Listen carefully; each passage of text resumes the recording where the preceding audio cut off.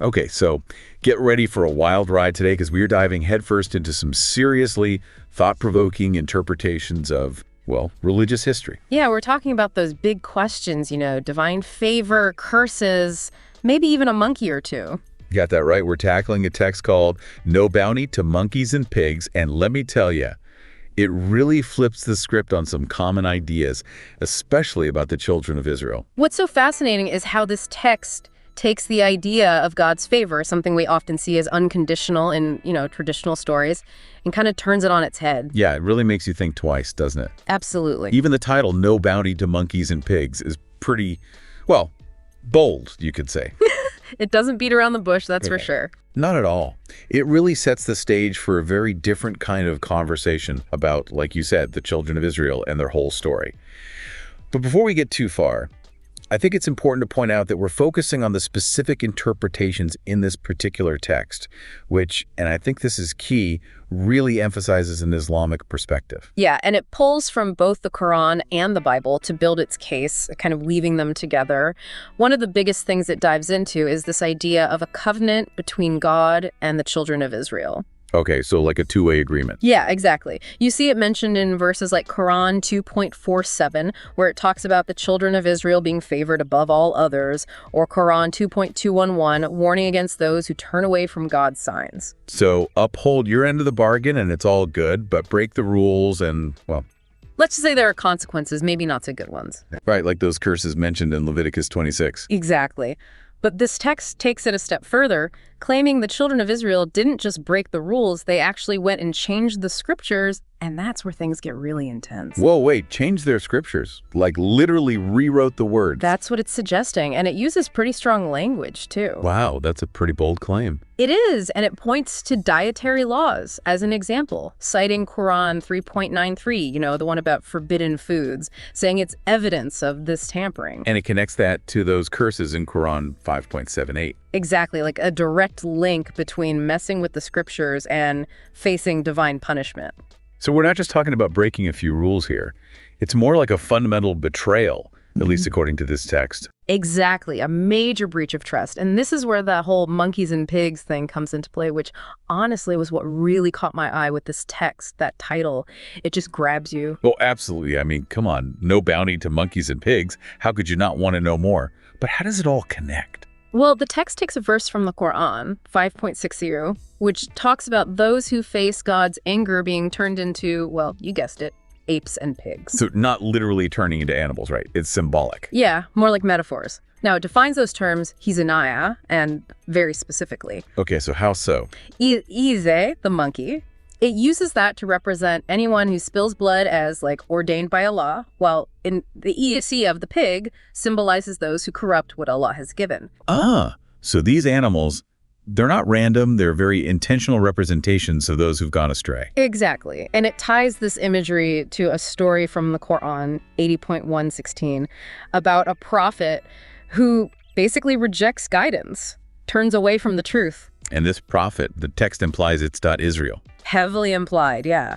And that turning away, that's what leads to the fall from grace, hence the monkeys and pigs. So it's about more than just following the rules. It's about this idea of light and darkness, which the text seems to use a lot. It's all over the place, right? Like in Quran 37.37, where it talks about a light from God. Okay, so not literal light, but metaphorical. Yeah, exactly. And the text is saying that those who stray from what it calls the religion of truth, they basically lose that divine light. It's like stumbling around in the dark, both literally and, I guess, spiritually.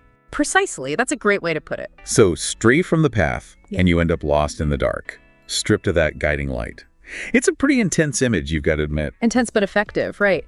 And it gets even more interesting because it ties this whole light and darkness thing to a specific place, Baka Jerusalem. Baka Jerusalem. I'm not as familiar with that name as, just Jerusalem. Is it the same place? Yeah, it seems to be how this text is using it, connecting it to those verses like Quran 2.105, the one about blessedness around it, and 3.74 talking about clear signs and the station of Abraham. Okay, I see where you're going with this. So it's not just about following the rules. It's about, physically being close to this sacred place, this Baka Jerusalem, as this text calls it. Exactly. It holds some kind of special spiritual significance, almost like a focal point for divine grace, if you will. I'm starting to see the connection here, but wow, It really adds a whole other layer to the idea of pilgrimage, doesn't it? It becomes more than just a physical journey. It's like this quest for, well, you said it, divine grace, that inner light. Yeah. Exactly. And it backs this up with verses like Quran 3.171, talking about God bestowing grace, and 17.70, where it mentions God choosing certain people for favor. It's all connected to this idea of being close to that centrality of light, Yeah. both physically and spiritually. It's like a spiritual GPS, almost. But this text, it doesn't sugarcoat things either, does it? I mean, we've got curses, punishments, even those animal transformations. It's intense. No, it's definitely not for the faint of heart, that's for sure. And it links these consequences to specific events, like when the children of Israel were told to settle in a particular land, what the text identifies as present-day Jordan, but then they wanted to go back to, well, the Blessed Land, or Palestine, as described in Quran 7.161-162. And that desire, that longing, that was another form of disobedience, which then led to, well, more bad stuff. That's how this text sees it, yeah. Oh, it yeah. plays into that whole theme of, action and consequence, transgression and punishment. But, and this is important, it's not like a black and white, you're doomed kind of thing. There's still this element of, well, righteousness, even within this narrative of straying. Really, where do we see that? Because so far, it seems pretty clear-cut. Disobey and face the music. Well, remember those verses about the apes and pigs, Quran 5.60. The text uses those same verses to highlight the difference between those who mess up and those who forbade evil, as it says in Quran 7.164-166. Oh, interesting. So even amidst this widespread disobedience, there's that acknowledgement that people can still choose to do the right thing to push back against the, I guess you could say, the bad guys. Exactly. And that's where, amidst these warnings and condemnations, we also get a glimpse of something else: mercy. Quran 7.167-169 talks about how swift Allah's punishment can be, but it also emphasizes forgiveness for those who repent, those who turn back. It's like that glimmer of hope, that reminder that even within this framework of, divine justice, there's still room for redemption, for finding your way back to that path, that centrality of light we talked about. You've got it. That's the key takeaway here. It's not just about punishment. It's about returning to that path of righteousness, that connection with the divine. And that takes effort, doesn't it? It's not passive. It's a conscious choice. Absolutely. The text seems to argue that it's not enough to just inherit your beliefs, to just go with the flow. You have to actively engage with your faith, grapple with it, and ultimately find your own way back to that source. It's like they say, the unexamined life is not worth living. This text is saying the same applies to face question, explore, and strive for that deeper understanding. It's not something you just inherit. It's an active pursuit. Exactly. And that active engagement, that personal journey, it comes through in how this text interprets other figures too. Like, think about Gog and Magog, for instance. Oh man, Gog and Magog. Those names always send shivers down my spine. They don't exactly scream good vibes, do they? What's the text's take on those two? Well, they pop up all over the place, right? Apocalyptic stories, ancient texts, usually not a good sign. Yeah, harbingers of chaos, bringers of destruction, that kind of thing. Exactly. And this text ties them right back to that idea of straying from the right path. They're like the ultimate symbol of those who've totally abandoned the true faith, completely embraced wickedness, the whole 9 yards. The poster children for spiritual darkness? You could say that, yeah. If those monkeys and pigs, at least how this text sees them, represent like taking a wrong turn, Gog and Magog are like driving off a cliff, no turning back. Okay, that's a pretty vivid image. But it's interesting, it's like this text is creating this whole system, like a spiritual map, showing all the different ways people can move away from that centrality of light. It's pretty intricate, isn't it? But you're right, it's not just about labeling everyone, right? It's not like you're good, you're bad, end of story. Exactly. Huh. So what's the point then? What's the text trying to do with all of this?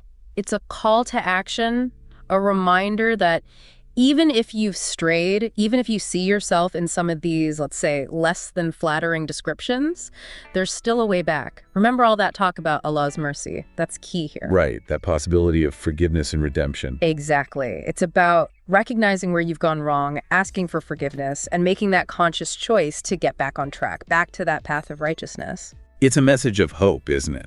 A reminder that even when things seem dark, even when we feel lost, there's always a chance to find our way back to that light. It's about that inner transformation, that rekindling of that divine spark. And it's something we all have the potential for, regardless of how far we might feel like we've strayed.